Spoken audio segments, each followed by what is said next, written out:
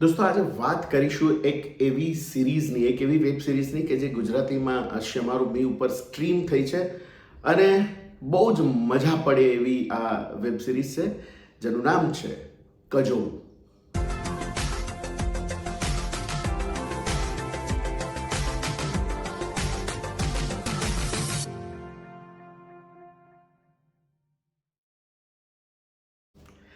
નમસ્કાર દોસ્તો, હું છું ગર્વથી ગુજરાતી વિપુલ અને તમે પણ ગર્વથી કહો હું ગુજરાતી. મિત્રો, નોર્મલી ગુજરાતી ભાષામાં વેબ સિરીઝ બહુ ઓછી બને છે અને રિસ્પોન્સ પણ કદાચ ઓછો મળે છે, એટલે ઓછી બને છે કે ગમે તે કારણ હોય. પણ બહુ જ ભાગ્યે કોઈ વેબ સિરીઝ બનતી હોય છે અને કોઈ પણ ચેનલ ઉપર એ સ્ટ્રીમ થતી હોય છે. છેલ્લે જો કોઈ બહુ જ સફળ વેબ સિરીઝ હોય તો એ હતી વિઠ્ઠલ તીડી. સફળની વાત કરી રહ્યો છું કે વિઠ્ઠલ તીડીએ બહુ જ જબરજસ્ત રીતે લોકોમાં ઉત્સુકતા જગાડી હતી અને સરસ મજાનું મેકિંગ હતું, વાર્તા પણ સુંદર હતી. પણ ત્યાર પછી કોઈ એવી નોટિસેબલ વેબ સિરીઝ નથી આવી. પણ શમારું મી ઉપર હમણાં 2-3 દિવસ પહેલા એક જબરજસ્ત વેબ સિરીઝ સ્ટ્રીમ થઈ છે જેનું નામ છે કજોડું. કજોડું એ વિશાલ વડાવાલાએ ડિરેક્ટ કરેલી વેબ સિરીઝ છે. 6 એપિસોડની આ વાર્તા છે. દરેક એપિસોડ આશરે 30 મિનિટની આસપાસનો છે, એટલે કે લગભગ 3 કલાકની આસપાસની આ વાર્તા છે. અને વાર્તા, વાવ, શું વાર્તા છે, શું મેકિંગ છે. જબરજસ્ત ફિલ્મ, જબરજસ્ત વેબ સિરીઝ બનાવી છે અને તમને જકડી રાખે એવી આ વેબ સિરીઝ છે. આ એક મિસ્ટ્રી થ્રિલર છે.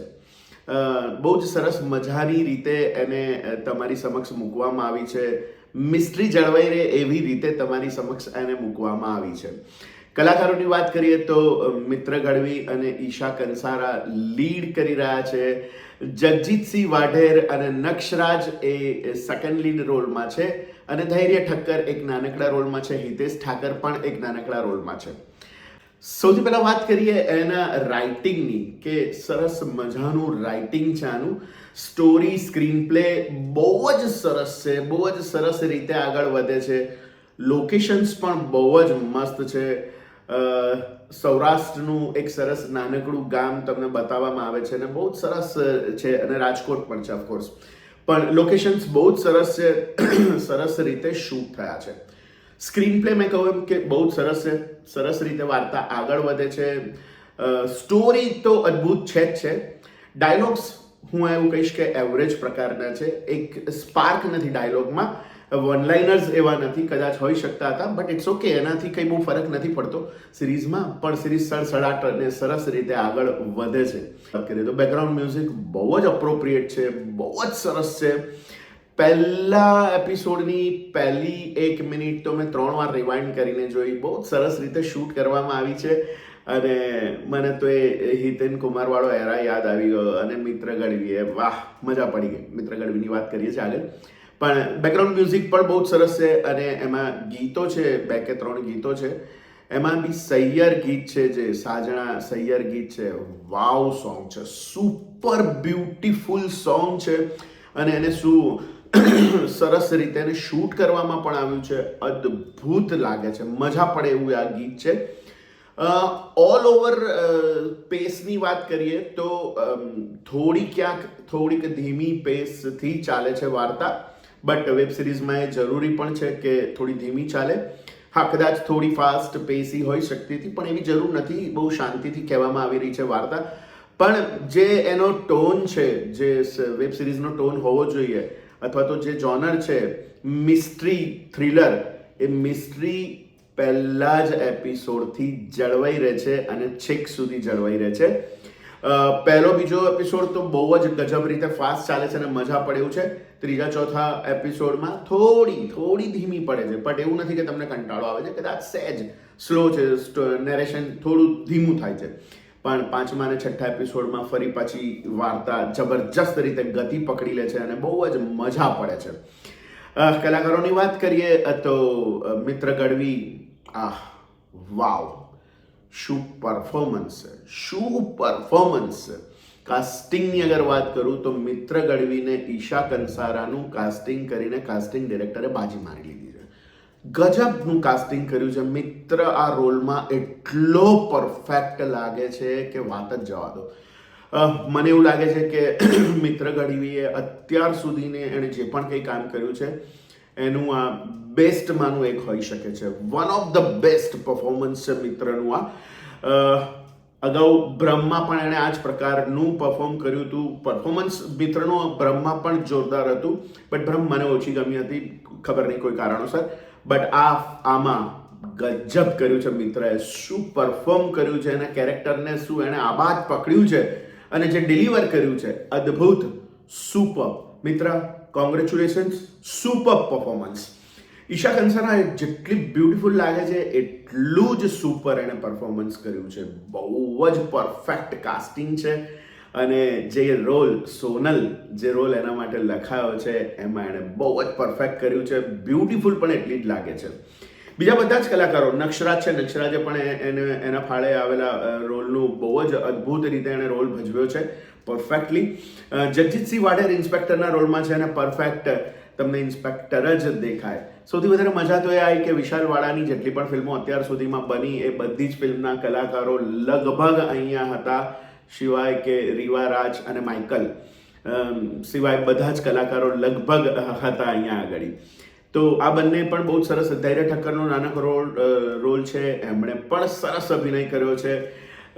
રામ ભરોસે ફિલ્મ જે હતી એના હીરો, બહુ જ સુંદર અભિનય, નાનકડો રોલ છે પણ અદ્ભુત. હિતેશ ઠાકર પણ એમના કોમેડીના પેલા અંદાજમાં છવાઈ જાય છે અને સરસ મજાનો રોલ કર્યો છે.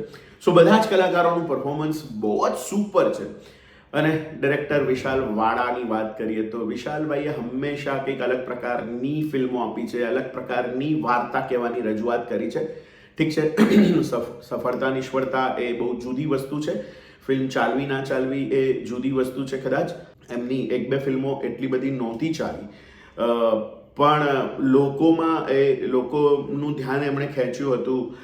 જેમ કે સૈયર મોરી રેમાં લોકોનું ધ્યાન એમણે ખેંચ્યું હતું. વિક્ટર 303, મને વિક્ટર 303 બહુ જ ગમી હતી, બહુ સરસ મજાની એ ફિલ્મ હતી અને મેં એનો રિવ્યૂ પણ કર્યો, ત્યારે બી કહ્યું હતું કે મને બહુ જ મજા પડી ગઈ છે. સમુદ્ર કરીને ફિલ્મ હતી, સમુંદર ફિલ્મ હતી, એમાં પણ એમણે લોકોનું ધ્યાન ખેંચ્યું હતું. ઠીક છે, એની પેસ કદાચ ઓછી હતી અને લોકોને ઓછી ગમી હતી, પણ વિશાલભાઈ જે પણ કંઈ બનાવે છે, દિલથી બનાવે છે, એ તમને પડદા ઉપર દેખાય છે. લોકોનો ટેસ્ટ જુદો હોય અથવા તો ક્યાંક કંઈક ચૂક થઈ જાય, એ આખી વસ્તુ જુદી છે. બટ આ વેબ સિરીઝ તમને ગમશે ને ગમશે, આ નક્કી છે. મિસ્ટ્રી થ્રિલર પ્રકારની આ એક અલગ જ પ્રકારની ફિલ્મ છે. અગાઉ આવી 2 ફિલ્મો આવી ગઈ હતી. મારું નોલેજ જેટલું છે એટલું કહું છું કે મને ધુઆંધાર અને ભ્રમ, આ 2 ફિલ્મો પણ આવા જ પ્રકારના જોનરની ફિલ્મ હતી. એ બંને મને ઓછી ગમી હતી. ભ્રમ પણ મને ઓછી ગમી હતી, સોરી ટુ સે. અને ધુઆંધાર પણ છેલ્લે એવું થાય છે કે યાર આ શું હતું, કંઈક. પણ આ સિરીઝમાં મ્યુઝિકલ સિરીઝ છે એટલે ગીતો સરસ છે એટલે બહુ જ મજા પડે છે અને બધાનો અભિનય સરસ છે. ભલે વાત ગામની છે, એક નાનકડા ગામની અને ટાઉનની છે, પણ બહુ જ સરસ રીતે એને બનાવવામાં આવી છે. સો વિશાલભાઈ, કોંગ્રેચ્યુલેશન્સ. ટીમ કજોડું, શમારુમી, આવીને આવી સિરીઝ ફરી તમે બનાવતા રહેજો, લોકો જરૂરથી જોશે. વિશાલભાઈ, તમે બહુ સારી ફિલ્મો બનાવો છો, દિલથી બનાવો છો અને પ્લીઝ તમે પણ ફિલ્મો બનાવતા રહેજો, આપતા રહેજો. મજા પડે છે અમને તમારી ફિલ્મો જોવાની.